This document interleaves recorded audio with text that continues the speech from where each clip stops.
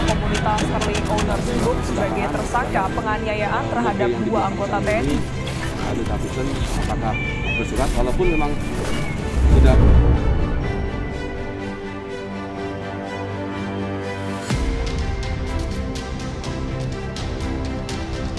Ketemu lagi kita di channel 2 Aspal, channel yang akan mengulas tentang Harley Davidson dan Big Bike. Salam bikers.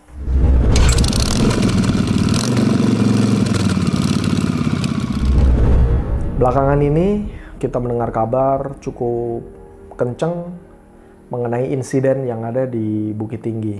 Nah, gua beberapa waktu belakangan ini juga cukup banyak yang menanyakan secara pribadi kepada gue terkait insiden-insiden tersebut. Nah, di sini gue juga akan beberapa menjelaskan terkait hal itu.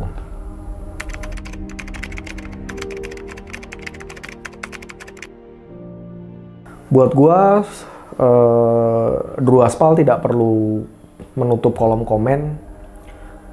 Buat gue, semua penonton di channel gue boleh-boleh saja memberikan komen selama memang masih dalam batas normal.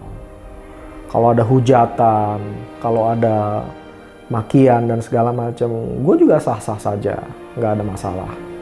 Tapi kalau memang itu sudah bisa menjurus dan diarahkan kepada hukum, ya barangkali gue juga akan bertindak sesuai dengan jalur hukum, gitu. Terus, gue sebagai bikers motor besar, khususnya Harley, meskipun kalian menganggap bahwa kita semua arogan, menurut gue nggak arogan. Makanya gue nggak menutup kolom komen itu.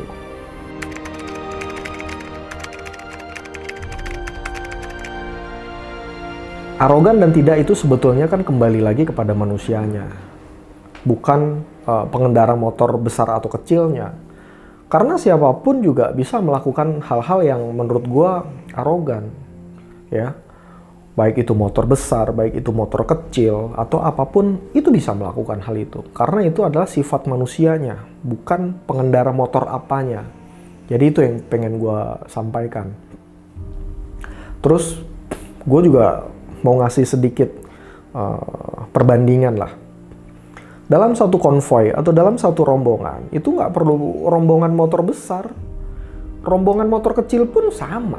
Mereka juga memiliki arogansi. Atau bukan arogansi lah. Mereka begitu manusia, begitu kelompok itu sudah bersama-sama.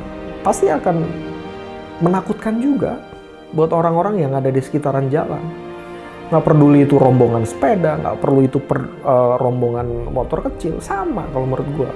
Karena lagi-lagi yang gue bilang tadi, arogansi itu datangnya bukan dari naik apanya, tapi arogansi itu kan datangnya dari hati yang orangnya tersebut. Itu gue rasa. Jangankan rombongan motor besar, rombongan yang untuk tujuan baik aja, contohnya sahur on the road, nggak usah susah-susah. Sahur on the road aja mungkin aja terjadi. Mereka melakukan chaos, mereka juga melakukan arogansi dan sebagainya. Terbukti beberapa waktu lalu kan ada kegiatan sahur on the road yang akhirnya juga terjadi insiden. Jadi kesimpulannya adalah tidak semua pengendara motor besar itu arogan. Arogan itu kembali lagi kepada pribadinya. Baik itu motor besar, baik itu motor kecil, pengendara mobil, pengendara sepeda, dan sebagainya. Arogan datangnya dari pribadi manusia.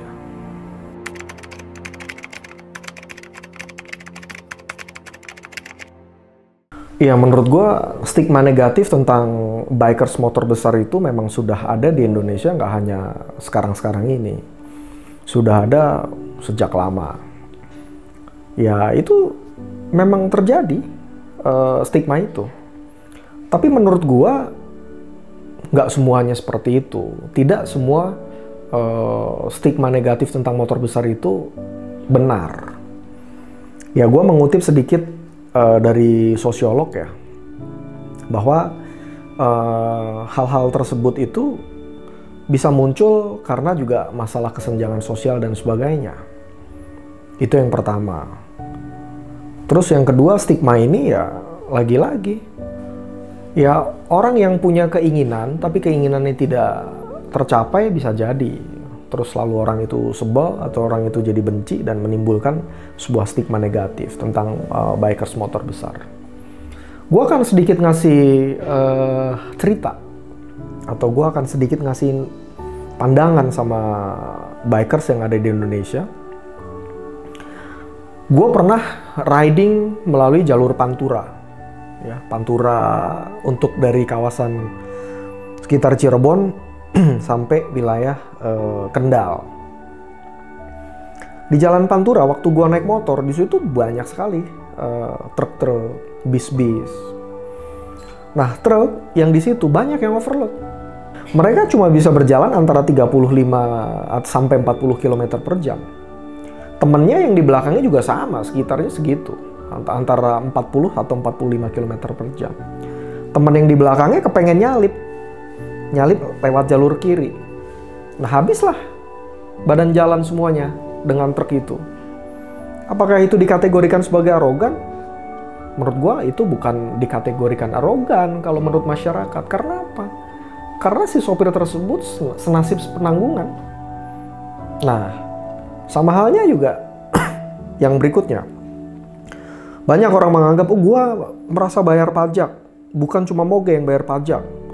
Jadi nggak sah kalau misalkan lo menyingkirkan motor-motor kecil dan sebagainya.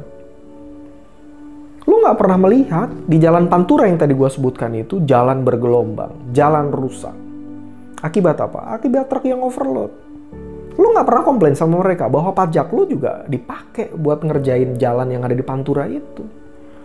Lu menganggap biasa-biasa saja, tidak menjadi stigma negatif. Padahal truk overload itu juga yang menimbulkan jalan-jalan itu menjadi rusak. Ya, gue kira kita sama-sama memahami lah.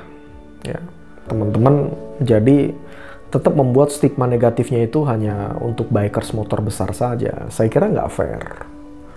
Ya, stigma negatif tentang motor besar, ya harusnya tidak seperti itu.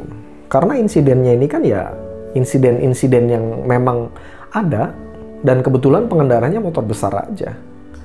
Kalau insiden mungkin yang melibatkan motor kecil atau yang masyarakat umum nggak akan jadi konflik. Saya rasa begitu. Ya tolonglah kita lebih bijaksana dalam menilai. Tolonglah kita lebih bijaksana dalam menyikapi. Jangan semua beban negatif, jangan stigma negatif ini hanya dibebankan kepada orang-orang yang alhamdulillah diberikan rezeki lebih. Barangkali teman-teman yang memiliki stigma negatif atau tetap ngecap kita negatif, suatu hari diberikan rezeki lebih sama Allah. Terus tiba-tiba diberikan rezeki untuk beli motor besar. Apakah nanti tiba-tiba teman-teman juga nggak marah kalau misalkan dicap atau di stigma bahwa lu adalah bikers yang arogan? Nah itu, jadi itu stigma negatif ini bukan tidak mungkin timbul akibat adanya kesenjangan sosial. Itu pendapat dari gua sebagai Drew Aspal, sebagai pribadi.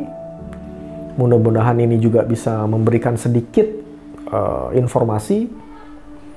Apapun itu terkait hujatan di komen-komen akun gua, sah-sah saja. Selama memang komennya menurut gua yang paling bagus adalah komen yang konstruktif atau komen yang membangun.